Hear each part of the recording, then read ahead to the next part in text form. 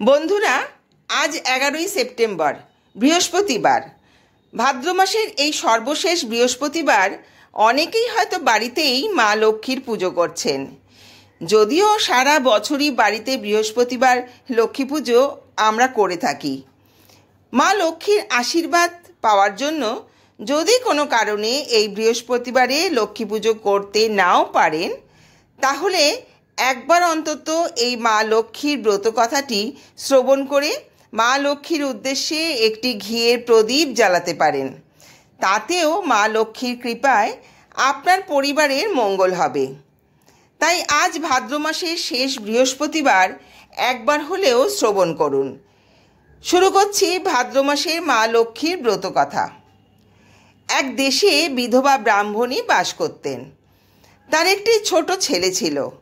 তারা খুব গরিব, কুড়িয়ে বাড়িয়ে যা পায় তাই দিয়েই তাদের চলে যায়। তাদের ঘরের সামনে একটা বট গাছ ছিল। ব্রাহ্মণী ছেলে সেই গাছের নিচে খেলা করত। একদিন দুপুরে ছেলেটা উঠোনে খেলা করছিল। এমন সময় একজন ক্ষীরওয়ালা সেখান দিয়ে যাচ্ছিলেন। তাই দেখে সে মায়ের কাছে পয়সা চাইল। কিন্তু বামুনি কেঁদে বললেন, তারা যে গরিব, পয়সা পাবে কোথায়? তা শুনে ছেলেও কাঁদতে থাকলো। তাই দেখে ক্ষীরওয়ালা ছেলেটিকে এমনিতেই এক ভাঁড় ক্ষীর দিয়ে যায়। ক্ষীর পেয়ে মনের আনন্দে এক অশ্বত্থ গাছের তলায় গিয়ে বসল। সেই গাছে পেঁচাপেঁচির দুটি ছানা থাকত। ক্ষীর দেখে তারাও ক্ষীর খাবার জন্য চেঁচামেচি করতে লাগলো। ব্রাহ্মণীর ছেলে গাছে উঠে তাদের নিচে নামিয়ে পেট ভরে ক্ষীর খাওয়ালো। তারপর তাদের বাসায় তুলে ঘুম পাড়িয়ে দিল।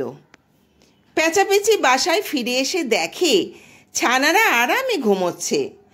তাদের ডেকে খাওয়াতে গেলে তারা বলে, এই গরিব ব্রাহ্মণের ছেলেটা আমাদের ক্ষীর খাইয়েছে। ব্রাহ্মণের জিনিস খেয়ে থাকতে নেই, তুমি ওদের অবস্থা ফিরিয়ে দাও। তা শুনে পেঁচি হেসে বলে, আমি মা লক্ষ্মীর কাছে ওদের দুঃখের কথা জানাবো। এইভাবে প্রতিদিন পেঁচাপেঁচি তার বাচ্চাদের রেখে যায় আর বাসায় ফিরে দেখে বাচ্চারা নিশ্চিন্তে ঘুমোচ্ছে। ওদের দুঃখের কথা রোজ রোজ বলে আর পেঁচি পেঁচার দুঃখে মন ভরে যায়। একদিন ভাদ্র মাসের শুক্লপক্ষের বৃহস্পতিবারে ব্রাহ্মণী অনেক কষ্ট করে লক্ষ্মী পুজো করছিলেন। তার ছেলে প্রসাদ এনে পেঁচাপেঁচি ছানাদের খাওয়ালে তারপর যখন পেঁচাপেঁচি ফিরল, তখন ছানারা তাদের বলল, আমরা আর তোমাদের কাছে খাবো না। ওই ছেলেটা যেখান থেকে যা পায় তার থেকে আমাদের খাইয়ে যায়। তোমরা ওর দুঃখ কেন ভালো করে দিচ্ছ না? পেঁচাপেঁচি তার ছানাদের বলল, আজ ভাদ্র মাসে শুক্লপক্ষের বৃহস্পতিবার, ব্রাহ্মণী লক্ষ্মী পুজো করেছে। মা লক্ষ্মী ওদের দুঃখ ঠিক করে দেবে। সকালে ছেলেটা যখন গাছের নিচে বসেছিল, পেঁচা এসে তাকে বলল, শোনো ছেলে, তোমাকে এক জায়গায় নিয়ে যাব, তুমি যাবে? ছেলেটা মাথা নেড়ে হ্যাঁ জানালো। তুমি ওই ডালটার উপরে গিয়ে বসো, আমরা দুই দিক দিয়ে ধরে তোমাকে উড়িয়ে নিয়ে যাব।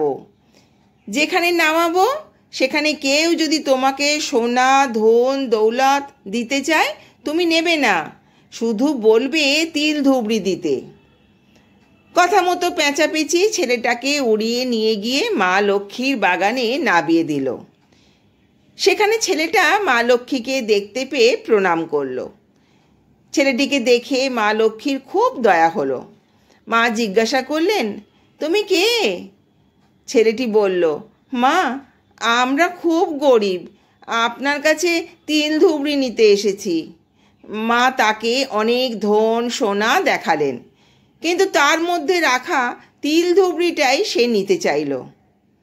মা বললেন, তুমি এটা নাও, কিন্তু রোজ ভক্তি ভরে এটাকে পুজো করবে, তাহলে তোমাদের আর কোনো দুঃখ অভাব থাকবে না। পেঁচাপেঁচি আবার তাকে কুঁড়ে ঘরের সামনে নামিয়ে দিল। সে তার মাকে সব খুলে বলল।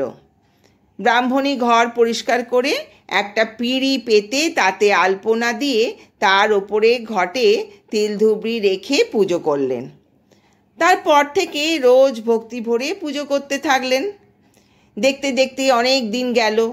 মা লক্ষ্মীর দয়ায় তাদের প্রচুর ধনসম্পদ হলো। হঠাৎ এত প্রতিপত্তি দেখে পাড়ার লোকে খুব আশ্চর্য হলো। এমনকি রাজার কানেও তাদের কথা গেল। তারা হঠাৎ করে কিভাবে এত ধনী হলো জানবার জন্য পাড়ার লোকে উৎসুক হয়েছিল।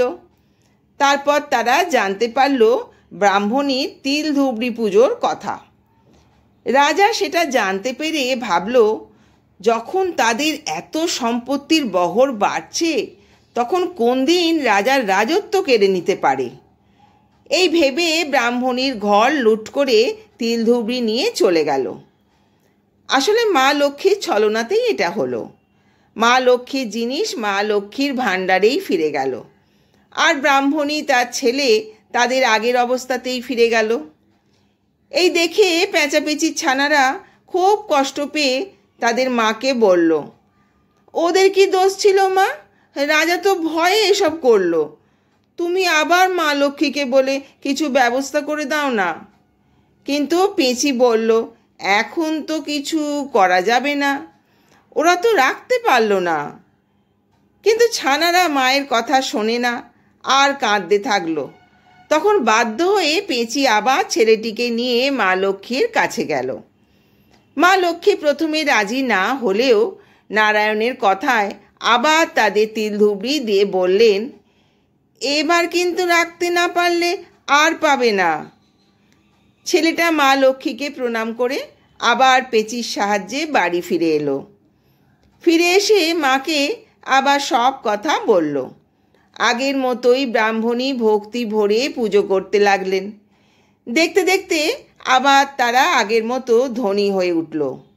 এই দেখে রাজা আবার ভয় পেল, কিন্তু এবারে ঘর লুট না করে বরং ব্রাহ্মণের ছেলের সাথে তার মেয়ের বিয়ে ঠিক করলেন। তারপর তাদের বিয়ের পরে ছেলেটিও মস্ত বড় রাজা হলেন, আর পেঁচাপেচির ছানাদেরও রোজ খাবারের বন্দোবস্ত করে দিলেন। তারপর একসময় ব্রাহ্মণীর যখন মৃত্যুকাল উপস্থিত হলো, তখন বৈকুণ্ঠ থেকে তার জন্য রথ নেমে এলো। ব্রাহ্মণী রথে উঠবার আগে বৌমাকে ডেকে ভাদ্র, কার্তিক, পৌষ আর চৈত্র মাসে মা লক্ষ্মীর পুজো করতে বললেন। ব্রাহ্মণী মারা গেলে ছেলে বউ খুব ঘটা করে তার শ্রাদ্ধ করলেন। তারপর তারা ভক্তি ভরে মা লক্ষ্মীর পুজো করতে থাকলেন। তাদেরও যখন মৃত্যুকাল উপস্থিত হলো, তারা তাদের ছেলে মেয়েদের লক্ষ্মী পুজোর কথা বলে রথে চেপে বৈকুণ্ঠে চলে গেলেন। ধীরে ধীরে পেঁচাপেচির ব্রত চারিদিকে ছড়িয়ে পড়ল। বন্ধুরা, আশা করি ভিডিওটা আপনাদের সমৃদ্ধ করেছে। সকলে সুস্থ থাকবেন, ভালো থাকবেন। ধন্যবাদ।